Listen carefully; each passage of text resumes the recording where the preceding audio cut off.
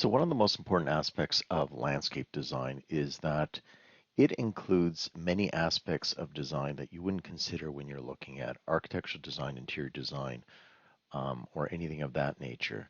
So in my career, I've been involved in commercial architectural design, residential estate designs, as well as interior and millwork design, and then landscape design.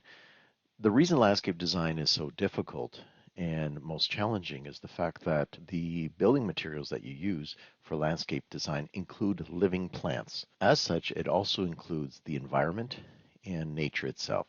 So when you look at architectural design and you build the building and plop it onto the land, you are considering the land and for what are naturally there. However, the building doesn't grow, it doesn't change over time. It does age, some of the materials do age a bit. Interior design, very similar to that. Whereas you're looking at landscape design, you're also dealing with the senses and the seasons, as well as the time of day, and all those different factors. And that plays a very important role.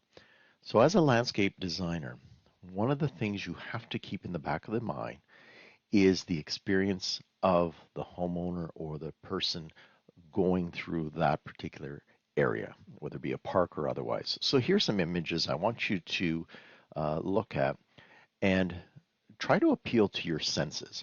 What do you see? What do you smell? What do you hear? What do you feel? This is critical because over time these places change. And that's the other thing that you have to consider is time. In many of the other design fields, you don't have to consider that. So this is a real challenge. We want things to last, evolve, and to have the homeowner or the person experiencing the space enjoy it over the years. So let's take a look at the senses that are involved in a picture like this. So we have two photographs. I'm going to continuously be flipping through them, and I want you to get a sense of the emotions that are attached to this because it is a very emotional, almost spiritual experience when you're looking at landscaping. So here's most likely an early morning sunrise because you do see some of the mist in the background as the dew is rising off the grass. And look at this feeling of being able to walk through this very simple, not even flatly laid paving stone, only because over time it does have some movement to it, but it gives it that character, the little bit of wrought iron that's used to create this arbor effect and the walk through. And what do you feel? Do you feel the warmth of the sun?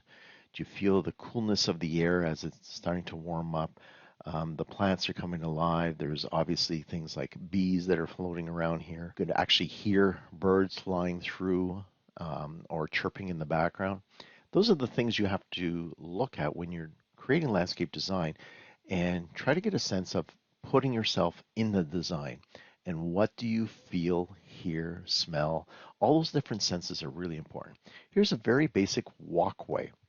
It's a fall experience. You can see the leaves that are on the ground. And it's a very simple type of guarded walkway where we have fences on either side and different types of fence, natural materials, but it feels like it's been there for a long time. It feels a very natural way of being able to get from point A to point B. And those are the things we're kind of looking at in this experience. So what I'd like you to do is, as you see a picture, appeal to your senses. What do you feel? What's the temperature? Is the sun out? Is it warm? Is it not? In this case, do you hear the water? Now, the water's not moving very quickly, but you should be able to hear some trickling. There may be different life forms in there, whether it be frogs or otherwise, that you'll be hearing in the background. You can see the plants, the colors, how vivid they are, the natural aspect of the river rock with the water. All those things are really important to your senses. Let's take a look at this one here. So here's a open area. It's more of a public forum, even though there's no people in here. And look at what you're experiencing. What season is it? Is it warm, cool? Look at the archway. Is that something that you want to walk through to experience what's behind it? Obviously, there's some sort of fencing here with signage. So it's a public area that's giving direction. What are the finishing materials that are being used? What are the colors that are involved? What senses do they evoke? Here's something more of a very small, quaint backyard setting, typical of a urban city like Toronto, where you have very small spaces, but you have to get from A to B.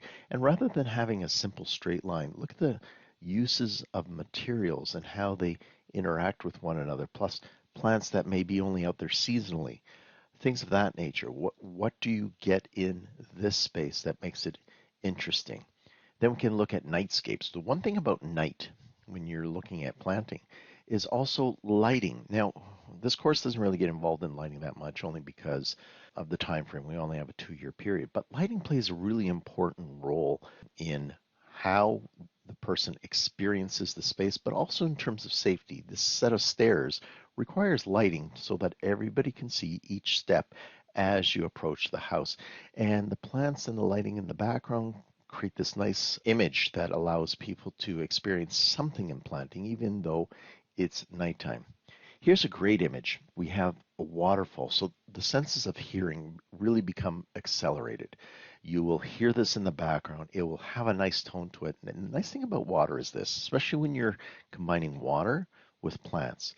Depending on where you are on this site, the water will sound different.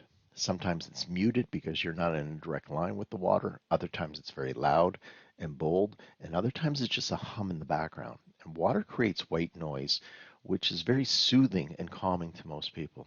So water is a big element in this particular application. You got the still water. This is a live pond. I can see a koi that's down at the base of the pond. You got beautiful colors. The burgundies just pop out of this page, and the natural vegetation coming out of the water's edge. Again, a beautiful setting. Though you got a natural edge there along the edge of the pond. So this landscape project would have been there for a few years before it got to this stage. And that's really what you're looking at, is what's going to happen down the line.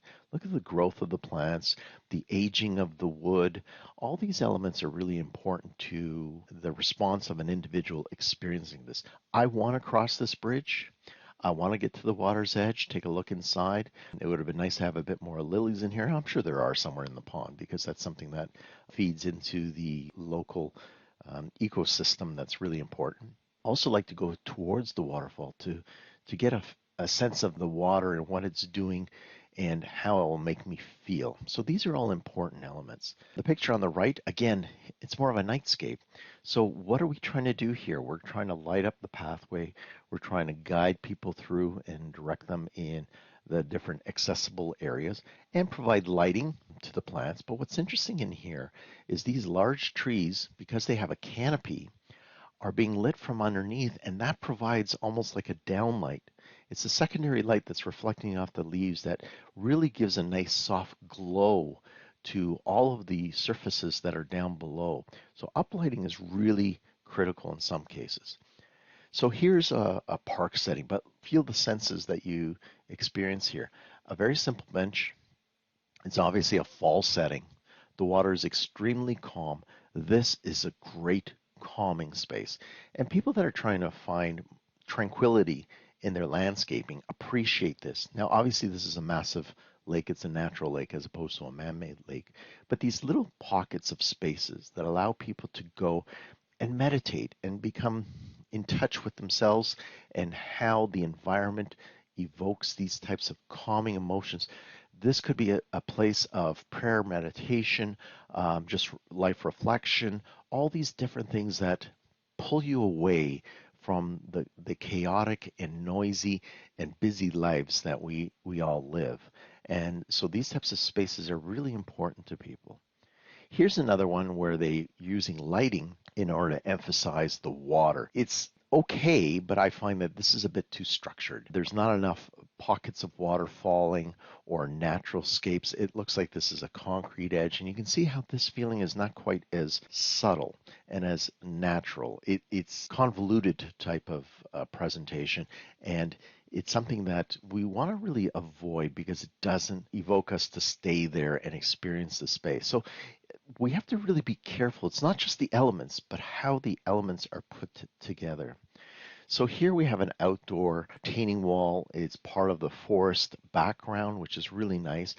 Use the dry stack to create this curved wall and included seating. Now, in one of our other subjects that we talked about, is this curvature is important actually as a retaining wall, especially as a dry stack retaining wall, because it actually provides structural support to the pressures that are involved in this soil that's above it. So it's a great shape. A flat shape would keel in, over time because of the weight, whereas this curved shape really will hold this back, the dirt and the weight and the hydrostatic pressure that's developed from the rain and the water that gets into the soil and pushes against this. So it has a dual function, not only structural, but it's also something that you can see very clearly as a gathering place.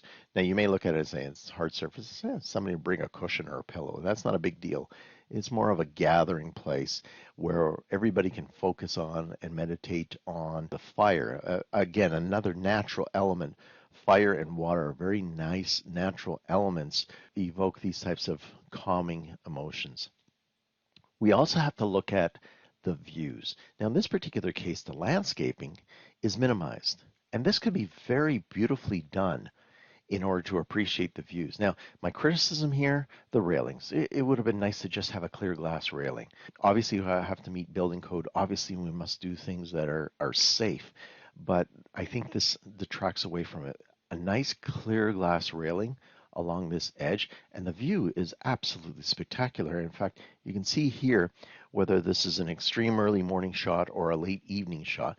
I suspect it's more of a morning shot only because we're not getting the oranges out of the sun, but that could be a filter in the actual camera. But this is something that obviously the view is spectacular, and you want to emphasize the view, not the structures. So the hard landscaping is really diminished, and the deck is really minimized, and that allows us to really enjoy the views. Again, here we're just looking at different materials, the composition of materials, uplighting, which is used very commonly in this type of application to give that general glow to the space. Again, a consideration when you're looking at your landscaping. And then the emotions and feelings of textures. When we're looking at this picture on the right, everything is soft, almost feels like it's fuzzy, and you want to touch it. It's a very soft, tranquil space with the use of sand, natural materials, and highlighting elements. So it could be a spiritual structure, or it could be a piece of art out of stone, something that weathers very well. These are all things that we can incorporate into our landscape design. Now, we also use landscape design in order to get people to look at spaces where they want to continue to go. So this staircase simply allows us to look at this and say, hey, there's something down there. And it may be interesting, and maybe nothing. I mean, but at least this staircase has, you can see it's got some fixed lighting in place so that it is used day and evening to allow people to traverse through this area. It may be just a transition from an upper level to a lower level, but it's not a straight staircase with the handrail and all that, which feels out of place. It's a natural series of steps that are placed or stones that are placed to allow us to transition from one place to the next. Here's another transition, which is simply a footbridge of sorts. And this bridge, albeit it doesn't have a handrail, it's obviously in a private place as opposed to a public place.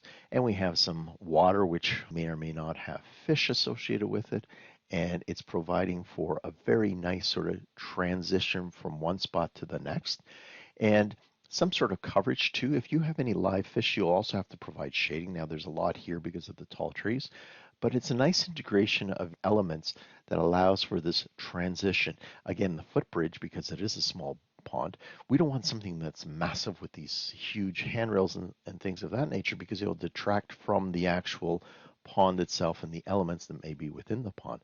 Also, this allows us to sit on the edge of the bridge, dangle our feet over, and again become part of the landscape, especially in here, water, to be in the middle of the water, to enjoy that space from that perspective. When you're going to be designing your space, you also have to look at the functionality of the space.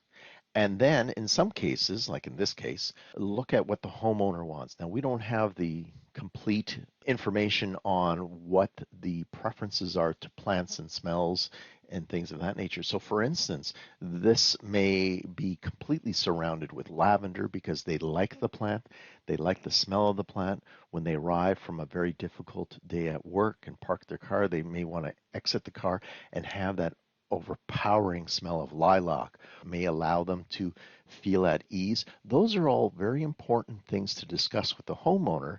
And again, they're all to do with senses. So, yeah, the material finishes are important. We want to make sure that they're durable, that they have almost maintenance free elements to it. You have to consider the seasons. How do we plow this space over the winter, or is it a heated space? If it's heated, then we want to make sure we provide some sort of drainage to remove the water, especially a flat area like this where it looks like the land is sloping from both sides. Those are all considerations.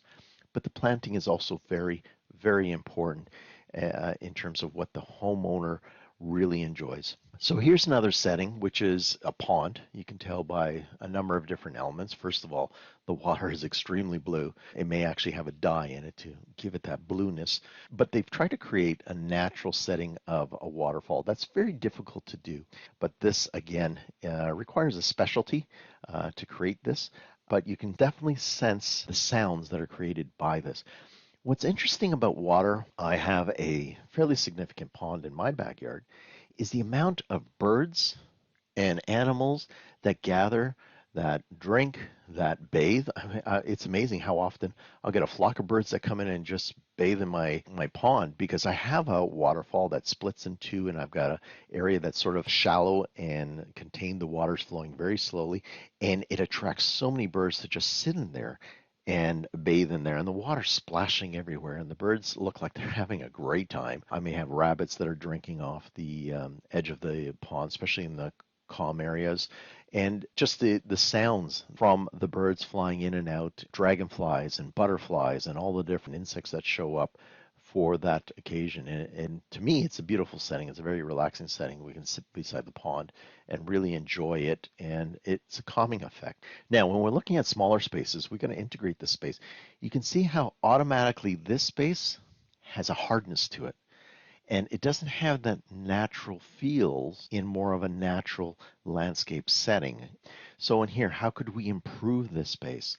Well, soften it up with more vegetation. Like the ground is hard, it's a single color. The stone is a single color. Everything's monochromatic here. It doesn't have the brightness, the feel of a natural landscape. There is some coverage here, but planting would really improve the softness and the texture of the space.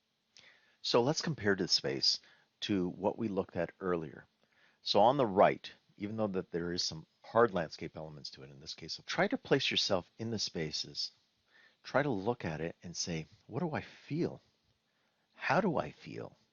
Is this a space I'd like to be in? You can see the softness that's in the space to the right versus the hardness that's in the space to the left, and it evokes a completely different set of emotions.